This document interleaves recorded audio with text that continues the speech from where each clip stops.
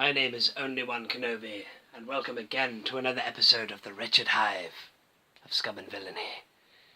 This video is, it's an episode of the Wretched Hive because I want to talk about lots of different things.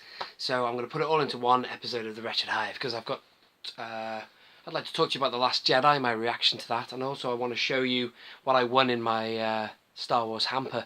I won the Santander Force For Good competition recently. I submitted a video of impressions, including this one. Yoder! Well, there we go. I can't do it now. Check out my channel if you want to watch it. So I wanted to show you what I got. I got Hamper yesterday. I went to pick it up. In fact, I did do a video last night, which was just before I went to see I was about to say The Force Awakens, just before I went to see The Last Jedi. And in the video I was quite excited. I was sort of rushing it because I had only half an hour before I left my house again to go and watch the movie. Had to get to the cinema for 10 o'clock, so I got home late after going to pick up this package, this hamper from a dispatch. And also I talked about some predictions that I thought were going to happen in The Last Jedi, which now in retrospect they were out the window anyway, so I didn't upload it when I got home last night. I upload my videos when I'm in bed, you see, because it takes such a long time on my phone and kills my Wi-Fi. So I didn't even bother uploading that video. So I thought I would do a video today, a fresh one, and I would show you all the stuff I got in the hamper, and then I will talk to you about my thoughts about The Last Jedi. I don't want to waffle on too long, but just to let you know, and I've never said this in a video before, like they all say, there will be spoilers ahead. Yeah, there will be spoilers, because I'm not going to keep anything from you. I'm going to tell you about the movie. I'm going to talk about the movie. I'm going to talk about what happens in it, and hence there will be spoilers. So actually I'm dying to talk about that straight away, but before I do, I'm going to talk to you or show you what I got in this hamper, and I was well pleased. The first thing I saw when I opened the box was this BB-8 here, amazing. It's going to make an amazing ornament, that.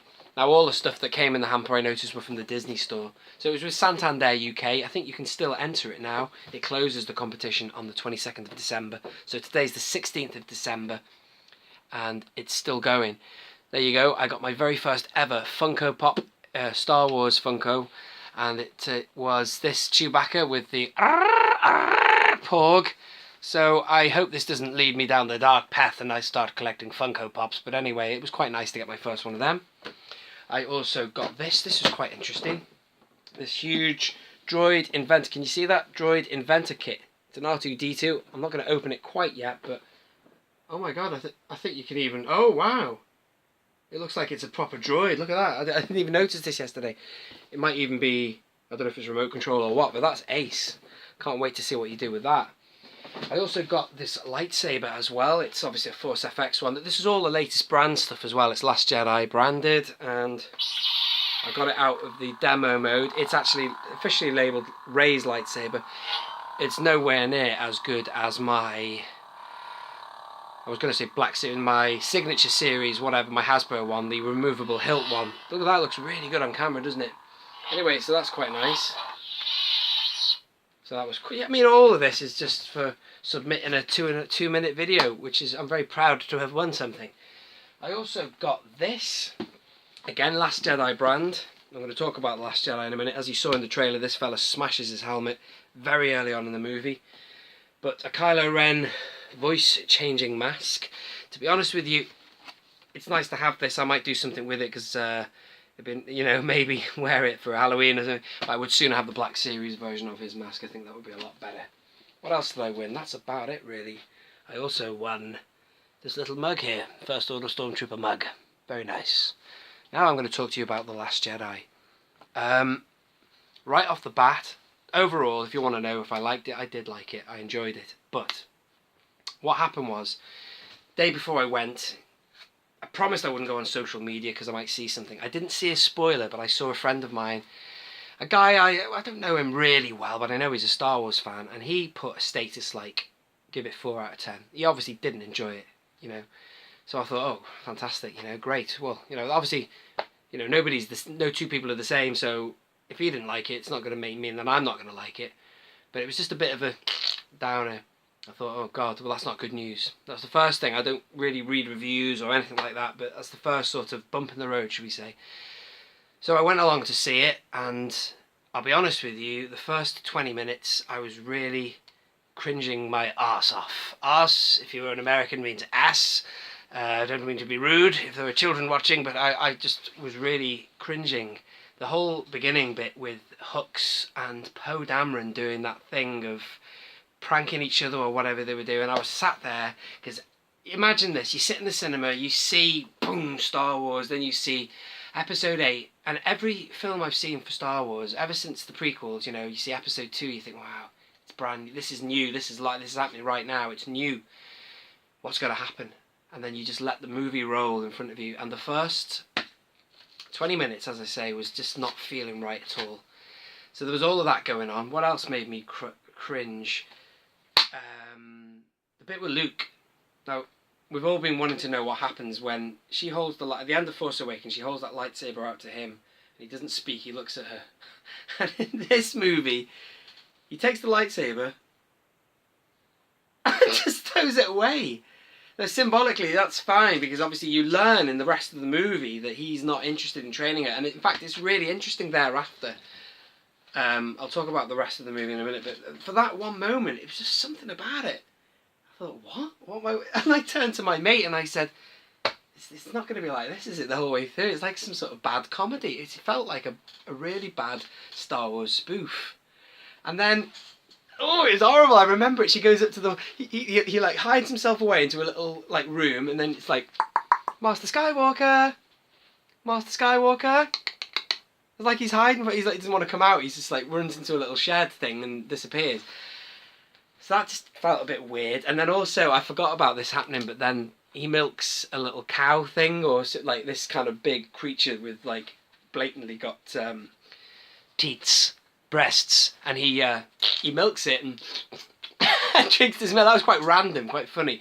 As I say, I'm going to see it a second time just to sort of make sense of it all. But then after that, I'd say round about the point when Snoke and Kylo Ren has a little meeting with Snoke, and that's all really good. And then after that, you just sort of get on a roll, and you sort of like, everything's set up, and then the movie rolls. And then after that, I really did enjoy it, and there's so much that happens in it that you just sort of like soaking it all in, and wow, what's happened next? And I tell you something, a Snoke, again, spoiler alert, I have warned you, Snoke dies in it. I thought that was a really interesting concept.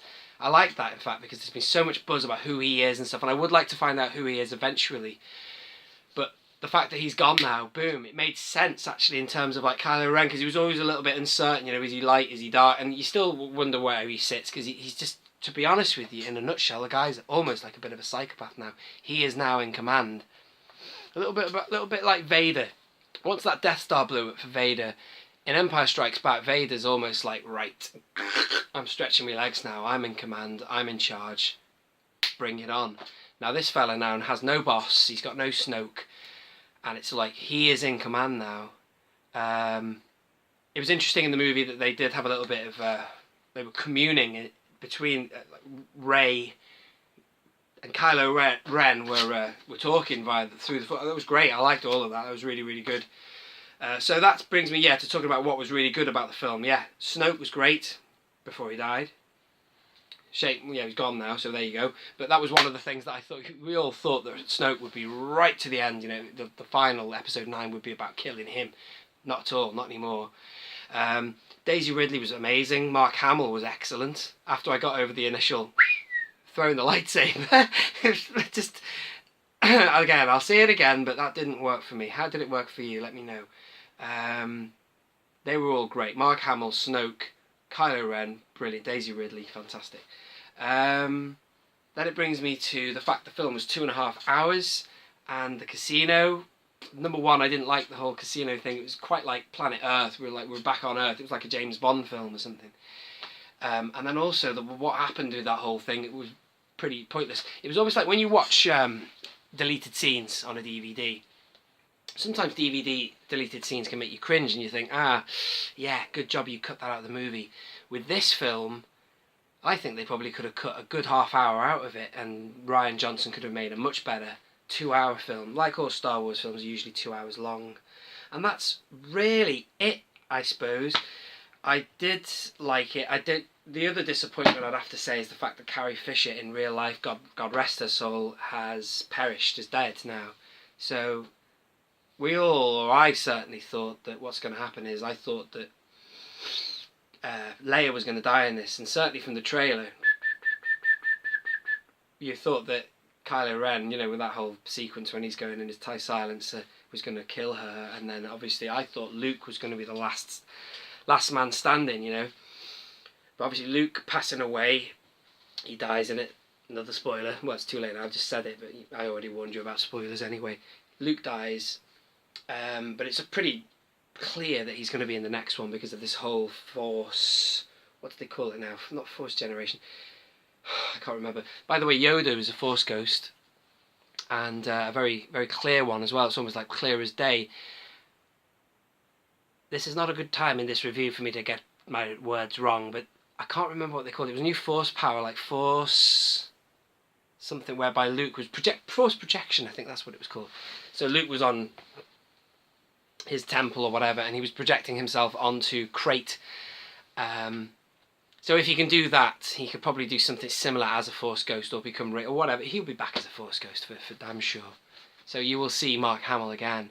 But the fact that Carrie is still alive in the plot, I wonder what they're going to do. Maybe are they going to CGI her up or what? I don't know. So anyway, I left the cinema and I wasn't disappointed. I was a bit like, I was disappointed when I was first sitting down to it. I was like, oh my god, what is this? But that's the thing, you see. People who moaned about The Force Awakens being a soft reboot, they can't moan about this because you have now got something brand new. You've got lots of twists and turns, you've got things you didn't expect. Sith Lord 229 did say in his status, he said, what did he say now? Any theory you had about this film, leave it at the cinema door, and that's exactly what I didn't do actually. I still had my theories, thinking I'm going to see this happen. It didn't happen. And that was great in a way. It was all fresh and new and stuff. So yeah, plenty to be enjoyed for the fanatical Star Wars fan. I'm being one of them. But I have to say, people were talking, I've watched a lot of reviews today, and people talk about tone. And I have to say, the tone was very jumbled, very muddled up. And I was going with it, and then the more I was getting pelted with this stuff, I thought, I'm not liking this. I'm not feeling it. It didn't feel right. But then, with all the amount that was in it, all that early stuff got quickly forgotten, and then I kind of rode this crazy wave of events that happened, and very entertaining it was indeed. As for that final shot of the child with the broom or whatever, I didn't even bloody notice that he used the Force to pick it up. I thought he just stood on it like a rake. And he's silhouetted looking at the sky. I didn't really like that, I'm afraid to say. I thought it was a bit cheesy or something, I don't know. There were lots of bits of cheese in it. But anyway, I can't wait to see it a second time. I've never done a review before of a film. A Star Wars film. This is the first. I thought I'd do a reaction because I now have a channel, Only One Kenobi, and everyone else seems to be doing videos, so I thought I would do my own. Maybe it would have been better if I'd not watched other people's videos today and made it just a pure my own thoughts, but no. It is my own thoughts, this, but I have obviously listened to other people's opinions, and mainly people have said and commented and think the same as myself. You know, there's plenty of good, there's a little bit of, yeah, but overall, yeah, it's a Star Wars film, isn't it? A different one. This has been Only One Kenobi. Only one. Out.